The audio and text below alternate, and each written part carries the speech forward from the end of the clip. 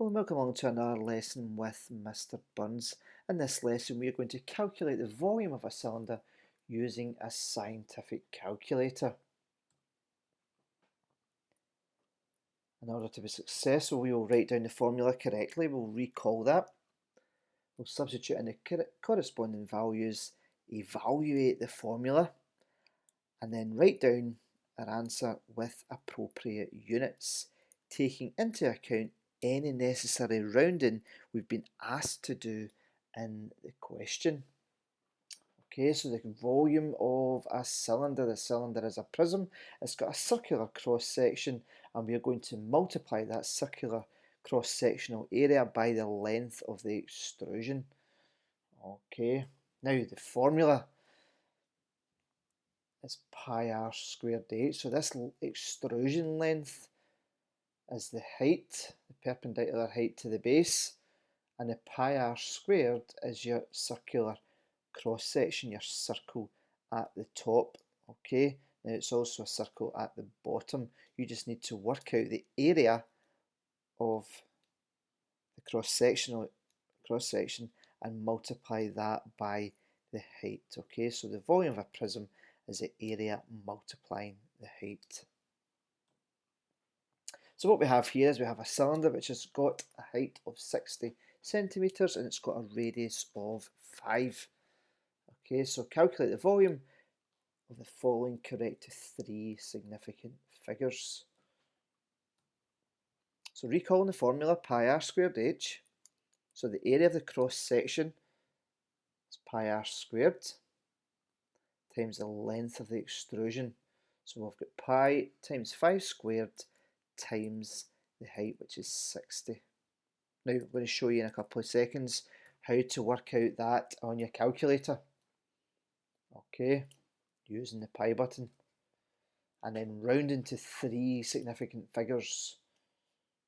Okay, have a wee think, you understand the 3 significant figures and including the cubic centimetres. Okay, so cubic centimetres, not centimetres cubed.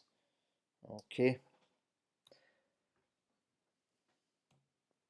Right, let's have a wee look at this video then. Now, I'm using the Casio FX85 GTX.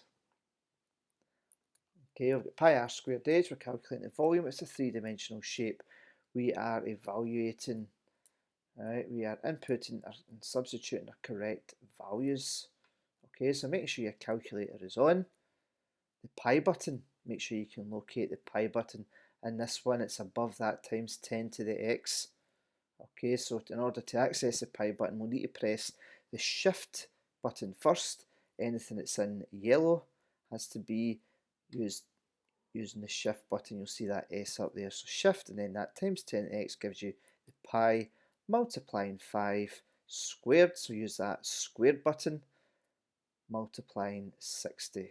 Okay, so pressing equals, you've got 1500 pi. That is known as the exact value. Okay, so we could have done the 25 times 60 without a calculator and found that to be 1500. Right, now if the question asks you to round it, then you need to press this SD button, this symbolic to decimal button, and you'll see if you press it, it'll go from decimal to symbolic and so on and so forth. Okay, so make sure that you are writing down your unrounded answer.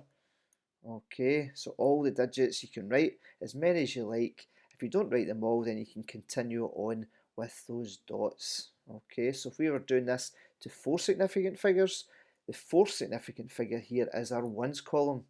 Okay, the first significant figure being the thousands, the second significant figure being the hundreds, the third significant figure being the tens, and the 4th significant figure being the ones. Okay, and don't forget to include your units, your cubic centimetres. Okay, the misconception here with three significant figures is just writing down 3 digits, right? So I see a lot of this, 471, but then that 1 has went from what it should be representing the tens column, and you've written it now as representing the ones column.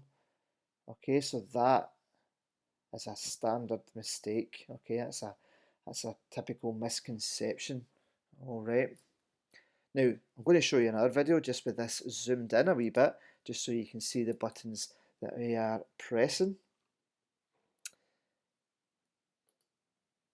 Okay, so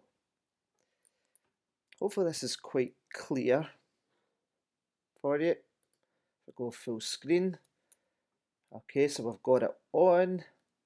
We're pressing that shift button, that times 10 to the X, we're giving a pi button, multiplying 5, and please use this square button, okay, get used to using that, okay, multiplying 660 equals, okay, so 1500 pi, right, symbolic to decimal, but an SD will go to and fro that, okay. Now let's just say that you went to write that down, you lost it. What on earth are we going to do? There you go, there's an ANS button that will recall your previous answer, and then you can still go from symbolic to decimal. Okay.